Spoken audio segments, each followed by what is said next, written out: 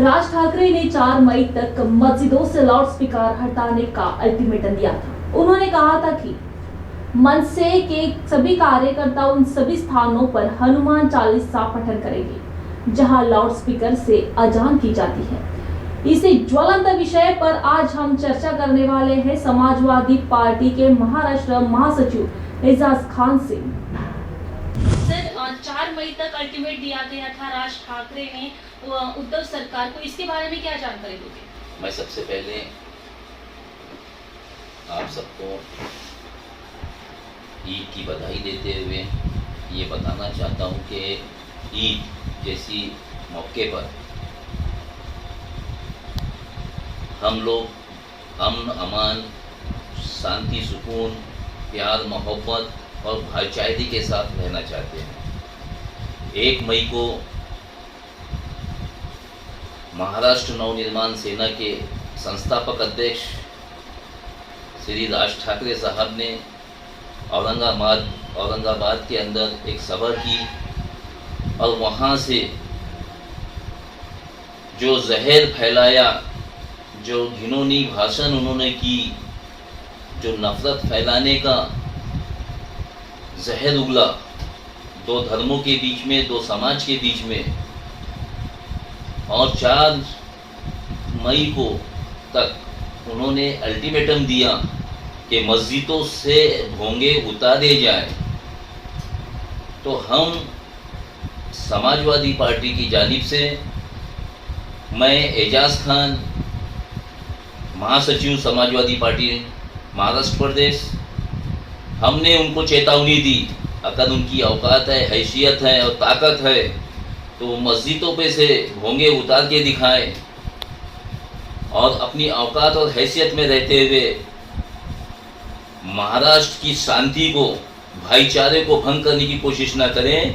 पूरा देश दंगों में जल रहा है, नफरत की आग में जल रहा है, लेकिन हमारा महाराष्ट्र की महाविकास आघाड़ी बहुत ही शांतिपूर्ण तरीके से इस देश के अंदर, इस राज्य के अंदर में शांति बनाए रखी हुई है। इस शांति को भंग करने का कार्य जो राज ठाकरे कर रहे हैं, हम लोग उसका विरोध करते हैं और उनको उनके मकसद में कामयाब नहीं होने देंगे, उसका विरोध करेंगे। जिस तरीके से भी वो हमको विरोध करना पड़ेगा, हम बिल्कुल विरोध करेंगे और उसको उसकी हैसियत दिखाएंगे।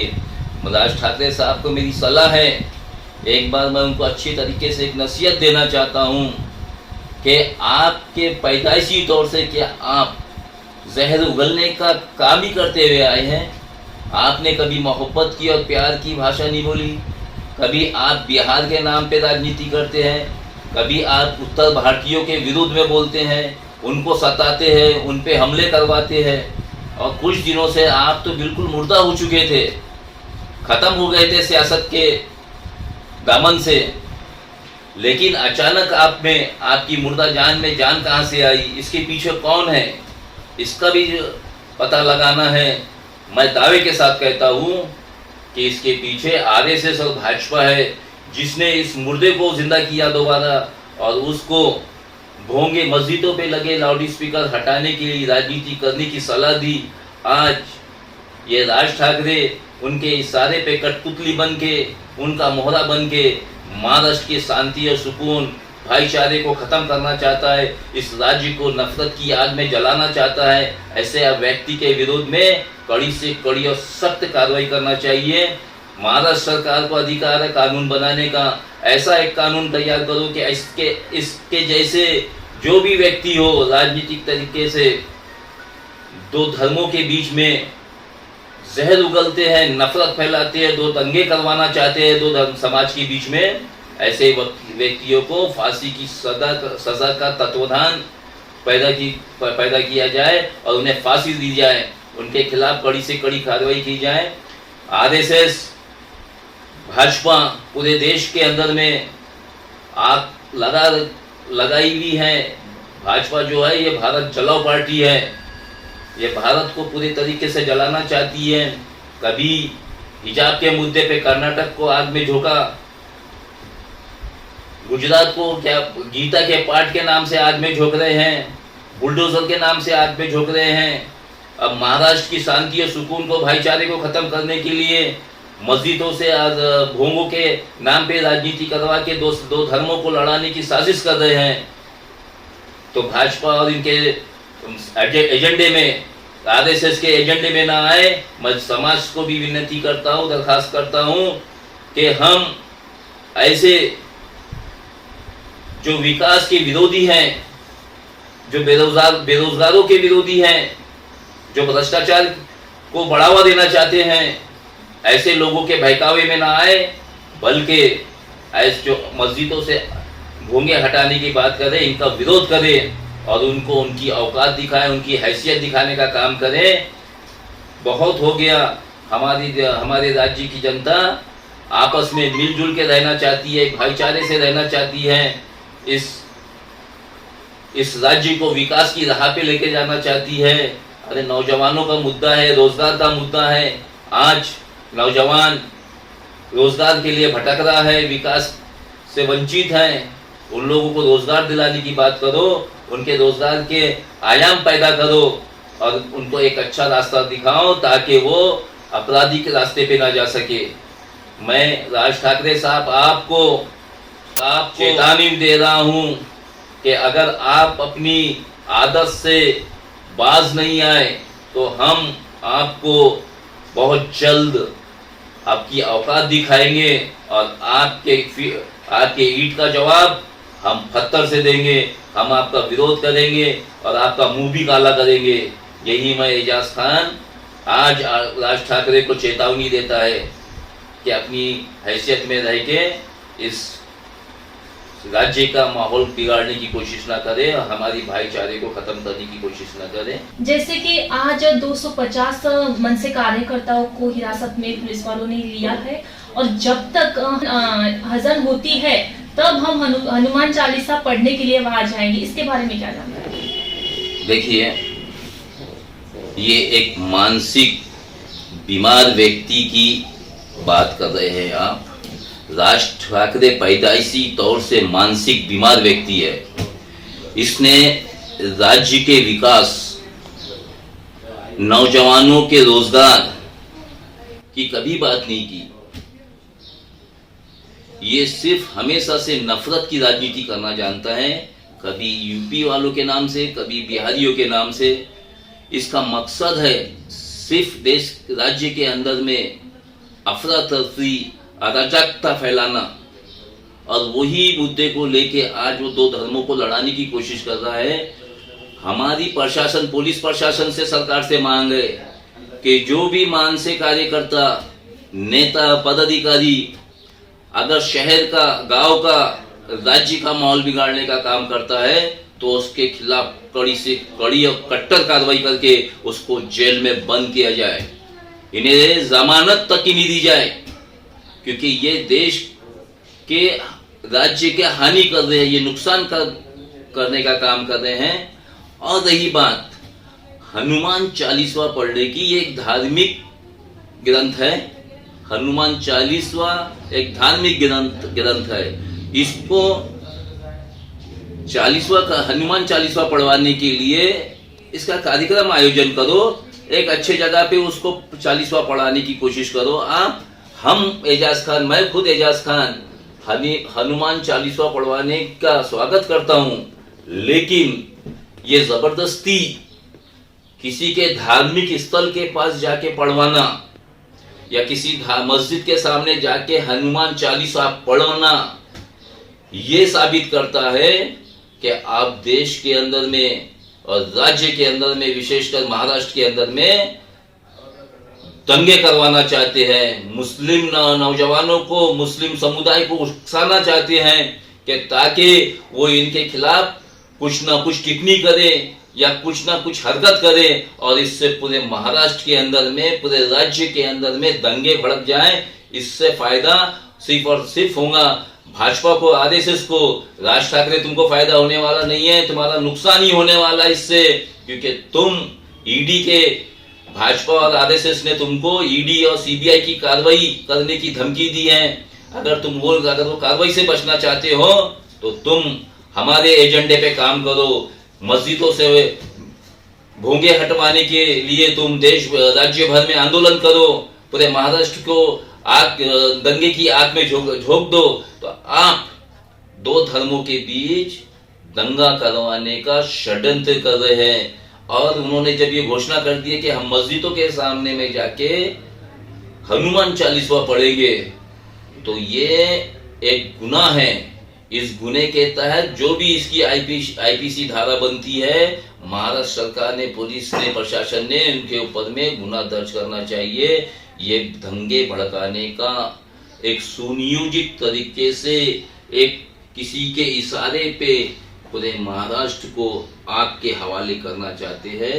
इनके ऊपर में कड़ी से कड़ी कार्रवाई करके इनको जेल में ठूस दिया जाए और इनकी जमानत नहीं की जाए, इन्हें सख्त से सख्त सजा दी जाए। ऐसा कोई प्रावधान लेके आए कानून के तहत कि इन ऐसे कमीने लोगों को जो यानी राज्य के अंदर में दंगे कराने की साजिश कर रहे हैं या मस्जिदों के सामने जाके चालीसा पढ़ाने की बात कर रहे हैं, उनके ऊपर में फांसी की सजा का प्रावधान पैदा करना चाहिए और उन्हें सजा देना चाहिए। एक्शन।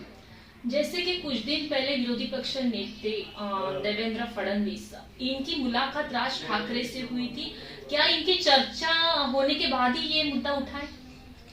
देखिए, हमारे महाराष्ट्र के एक्स चीफ मिनिस्टर और अपोजिशन लीडर, विरोधी पक्ष नेता माननीय देवेंद्र फडणवीस जी और माननीय नितिन गडकरी जी, ये दोनों ने राज ठाकरे से मुलाकात की। पर्दे के पीछे ये एजेंडा बनाया गया।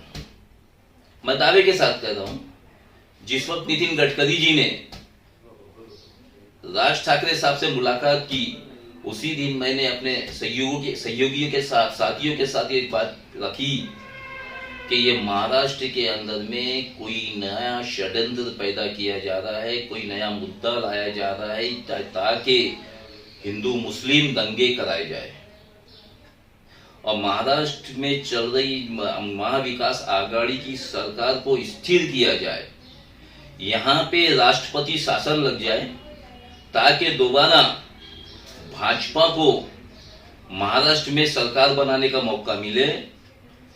और ये बहुत दिन से इनके दिल में चुगबुगाहट चल रही थी कि 2019 के अंदर में इनकी सरकार गिरी, महाविकास आघाड़ी की सरकार बनी, तो देश के कई अन्य राज्यों पे भाजपा शासित राज्य है, महाराष्ट्र इनके हाथ से निकल गया, तो ये उन्हें ऐसा लग रहा था कि महाराष्ट्र हमारे हाथ में रहना चाहिए, तो क्यों ना हम नफरत का माहौल पैदा करें, दो धर्मों के बीच में दंगे कराएं, मुसलमानों को निशाना बनाएं। तो ये घिनौनी राजनीति जो शुरुआत हुई है, मैं बार बार कह रहा हूं कि ये आरएसएस और भाजपा की देन है।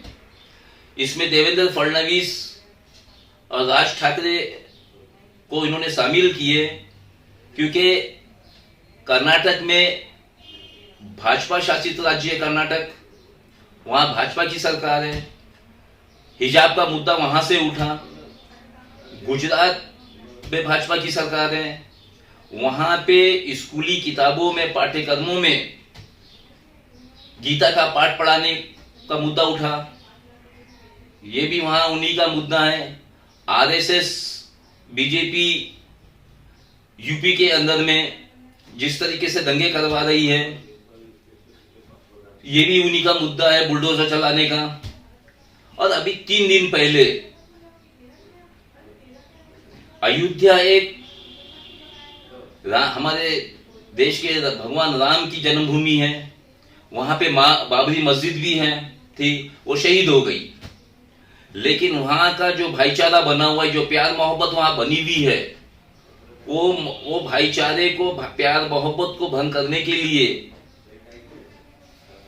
3 दिन पहले, ईद के 3 दिन पहले कुछ 12 व्यक्तियों ने, जो हिंदुत्व कट्टरवादी संगठन के पदाधिकारी है, इन लोगों ने बाकायदा मुस्लिम टोपी लगा के मस्जिदों के सामने में पॉम्फलेट डाले और वो पॉम्फलेट से दंगे भड़काने की कोशिश करने की साजिश की है उन्होंने। परंतु पुलिस की सतर्कता से जब सीसीटीवी कैमरे खंगाले गए और जब गाड़ियों के नंबर निकाले गए तो वो 12 के 12 लोग कट्टर हिंदुत्ववादी संगठन के लोग निकले, उसमें मुस्लिम कोई भी नहीं था। वही कार्य किया जा रहा है जो नथुराम गोडसे ने गांधी जी की हत्या की थी। जब नथुराम गोडसे ने गांधी जी की हत्या की तो नथुराम गोडसे मुस्लिम लिबादे में गया था, मुस्लिम लिबास में गया था और गांधी जी की हत्या की गई थी। तो ये सामने आया कि गांधी जी की हत्या किसी मुस्लिम ने की तो दिल्ली में और पूरे देश के अंदर में दंगे भड़के, मुसलमानों पे हमले हुए। जब नथुराम गोडसे पकड़ा गया तो ये खुलासा हुआ कि नहीं, गांधी जी की हत्या किसी मुसलमान ने नहीं की, बल्कि हत्या करने वाला एक कट्टर हिंदुवादी संगठन का व्यक्ति है नथुराम गोडसे। यही कहानी को वो दोबारा दोहराए रहे हैं, मुस्लिम लिबादों में, मुस्लिम शक्लों के अंदर में अपने कार्यकर्ताओं को भेज के ये दंगे कराने का काम कर रहे हैं। तो मैं यही कहना चाहता हूं कि उन्होंने राज ठाकरे को, देवेंद्र फडणवीस और नितिन गडकरी ने राज ठाकरे को बाकायदा डराया धमकाया कि हम पूरे देश के अंदर में जिस तरीके से हम अपने विरोधियों के खिलाफ ईडी की, सीबीआई की जांच, इनकम टैक्स की कार्रवाई कर रहे हैं, तुम भी उसी दायरे में आ रहे हो, हम तुम्हारे खिलाफ भी ईडी और सीबीआई की जांच करवा देंगे, अन्यथा नहीं तो तुम्हें हमारा ये काम करना पड़ेगा। तो राज ठाकरे साहब ईडी की कार्रवाई से, मनी लॉन्ड्रिंग की कार्रवाई से बचने के लिए, क्या मनी लॉन्ड्रिंग में वो भी नहीं है क्या शामिल है? इतना धन उनके पास पैदाइशी तौर से तो इतना धन था नहीं उनके पास, जब पैदा हुए तो इतना धन नहीं था, तो इतना धन उनके पास राज ठाकरे साहब के पास आया कहां से? ये ब्लैक मनी आई कहां से? तो यही अपनी दौलत को और ईडी की कार्रवाई से बचने के लिए राज ठाकरे कठपुतली बन के, उनका मोहरा बन के, उनके इशारे पे नाच रहे हैं और महाराष्ट्र को दंगे की आग में झोंकने के लिए हर मुमकिन कोशिश कर रहे हैं। किसी भी तरीके से मस्जिद के सामने हनुमान चालीसा पढ़वा के पूरे राज्य को नफरत की आग में जलाने का काम कर रहे हैं। और इसके पीछे मैं खुले तौर से कह रहा हूं कि देवेंद्र फडणवीस, नितिन गडकरी और भाजपा के पूरी टीम और आरएसएस की टीम शामिल है कि किसी भी तरीके से महाराष्ट्र के अंदर में दंगे भड़क जाए, महाराष्ट्र में राष्ट्रपति शासन लगा दिया जाए, यहाँ की महाविकास आघाड़ी की सत्ता उखाड़ के फेंक दी जाए और फिर हम पूरे राज्य के अंदर में, पूरे देश के अंदर में मुसलमानों के खिलाफ खुला कत्लेआम करवाएंगे। ताजा खबरों की अपडेट्स के लिए सब्सक्राइब करें टाइम्स टुडे 80 न्यूज और बेल आइकॉन को प्रेस करें।